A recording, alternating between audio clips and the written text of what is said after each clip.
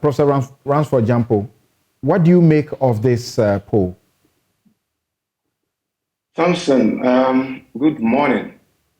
Thanks for the opportunity. I read the outcome of the polls or the predictions. Yeah, the prediction. And yes, the prediction, not polls, the prediction. And as a researcher myself, who belongs to a unit in the University of Ghana, a department in the University of Ghana that also undertakes research, I was a bit uncomfortable with the predictions that have been made, and particularly the traction that we people, you guys in the media, have given these predictions. My question is, who commissioned the EIU to undertake this study, and what is their motivation? To my mind, I think the EIU report in future should not be given that much attention. It should not be seen as too topical to dominate discussions. I don't think that they understand the local issues better than we ourselves. Locally, we conduct better and credible research. And in my view, it is neo-colonial for all of us to have the penchant to follow such foreign research views whose methodological processes we don't really even know. I don't see how a Ghanaian-based research institution will go predict the outcome of a future election in the UK and be hailed or be given any media traction. And so I plead with you guys in the media that we should cherish our own and celebrate our own sovereignty by paying less attention to what foreigners come to tell us. We don't need them to come and set any local agenda for us. There are serious local issues. Times are hard in Ghana. There are serious challenges confronting us. I think we should spend time discussing some of these challenges rather than focusing on whimsical predictions of new colonial institutions. This will be my preliminary comment. They say that since their founding in 1946, they have been engaged in forecast of economic trends, political forces, and industry development in every country in the world, and that they combine data analysis and forecasting to guide informed decisions by business and policymakers. Well, we have come of age as a nation. We are an independent nation. And Samson, you agree with me that we've conducted our own research. If you come to the political science department, we've conducted several election studies and we've made predictions that have also come true. So my point is that rather than giving somebody's foreign prediction, somebody sitting in the comfort of his country and coming to our country to dictate and predict for us to all follow, let us not put much attention there. If you want to follow any prediction, let us look within, because we have the capacity, we have the men, we have the people, we have the scholars who have what it takes to make more scientific and accurate predictions with some degree of certainty. Okay. And so for me, let us throw whatever they are saying away. Historically, research shows that people in transitional democracies are overly partisan to the extent that electioneering victory is more contingent on parties and less on candidates. Let's take note of this.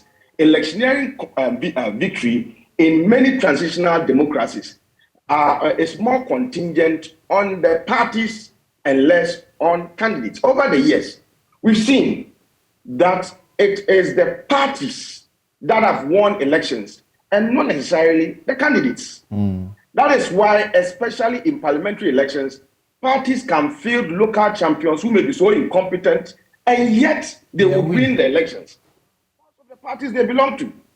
That's why the conduct of primaries in political parties are more expensive, and such primaries tend to be fiercely competitive, because the idea is that if you win the primaries, you may likely win the election because of the party. So research shows that it's only a few segments of the population who have tended to look at the candidates who are presented in determining their exercise of choice and voting. And so my view, which is a departure from the prediction, the whimsical prediction of the EIU, is that with or without John Mahama, the NDC can win the next elections.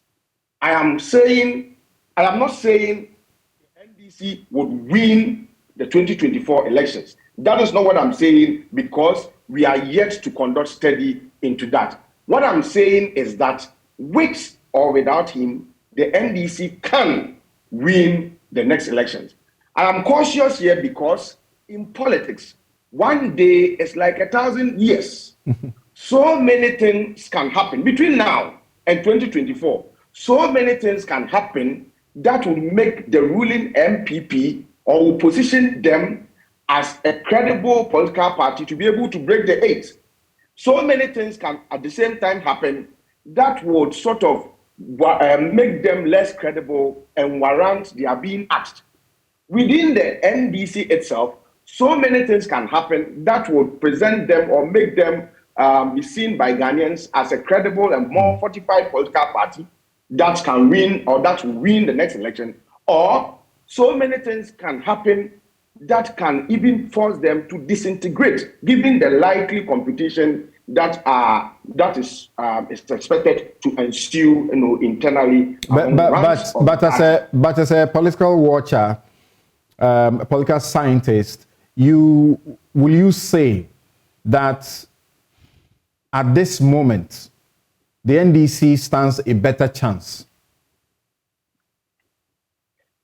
Well, the point is that if you predict now, you see, the predictions must be something that we can go home with. It should be something that we should all. I mean, if you are making predictions today and you are not sure that it's going to come to pass, then what is the value of it? So my point is, rather than tickling ourselves and laughing that at this particular point in time, a political party is likely to win or a political party is likely to lose, and knowing very well that your predictions, you cannot hold on so seriously to your predictions, given the possibility of things changing. I mean, I would believe that we shouldn't go that route. I would believe that we should appreciate the fact that from now up to 2024, so many things are likely to happen.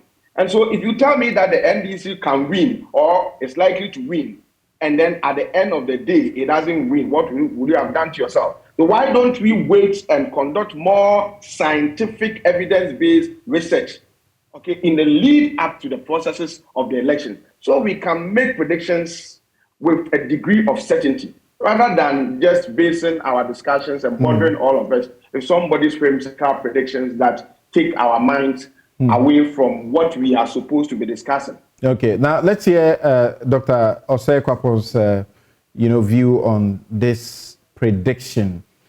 And certainly before that, Professor Gyampo, the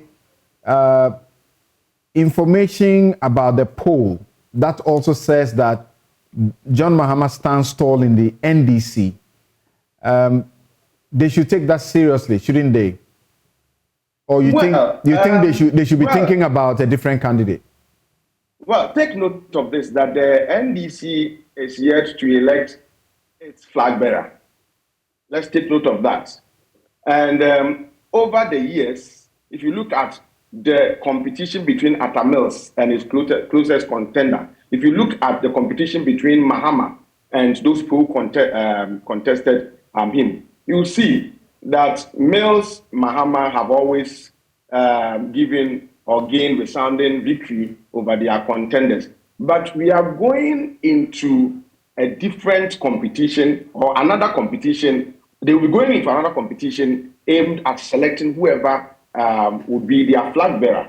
Yes, it is true that he's a tall or he's a great contender. He's very popular. But the point is that other people are also springing up within the political party who have also shown interest in contesting him. So what they do now now and the time that their own primaries, are held, is going to be determined. It is going to determine who will likely lead the party. Because take note that some of the contenders have started working. Even though they are yet to declare their intentions, they've started working very well. And so you'll be living in a fool's paradise to let one of the contenders think that, well, you are in a comfortable lead, and then you may not be doing much, and then others may also be working very hard. Former finance minister Dr. Kwabena Dufo and Mayor of Kumasi Kojo Bonsu are the only ones we know so far. Do you think they stand any chance if John Mahama is in there? They started working. I'm saying that at the end of the day, it's going to be dependent on what the delegates want. So he who is able to better delegates is the one who is likely to carry the day. He who is able to better convince the delegates is the one who is likely to carry the day. Okay. It doesn't matter who has taken the lead. It is he who is likely to convince the delegates. And so the point is that nobody should be complacent in this race, thinking that, well, somebody is a tall candidate and somebody is an underdog. I know the candidates have started working on the delegates. And if at the end of the day, it is the delegates who are going to deciding who must lead the party, then nobody can afford to be complacent. In a minute, what will you say about the projection for Alan against Dr. Bawumia? Is that the EIU projection? No, the Global Info Analytics. Well, I've not read what you've said, and so once I've not read again into detail, I'm not able to comment on it. But the point they did a poll. They did a poll in the 16 regions. They had done one some time back, and that one revealed that through that one, Dr. Bawumia had 40%. As against Alan Shermanten's a paltry 20, I'll look for the figure again, just I think 27% or so. They have done this again, and from what they have done, Alan had done 28 then, Dr. Bawumia did 40% then. Now, what they have done, they say that Alan has 36% as against 33% for Dr. Bawumia. Alan Shermanten won all the regions except the northern, northeast, upper west, and upper east regions. Well, the question is, who did they poll? Who did they sample? The key people to talk to in deciding who must lead the ruling MPP in the next election are the delegates. You don't have the full complement of the delegates. And so you cannot just go and be talking to the air. You cannot just go and be talking to people who do not matter in deciding who must lead the MPP and then make any prediction.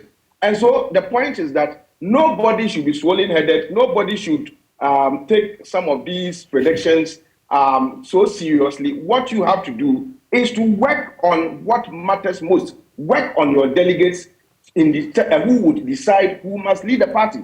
And so I treat also the polls coming from this so-called info analytics with a pinch of salt, because I don't think that they polled the true people who are going to be deciding who must lead the party. Okay, thank you.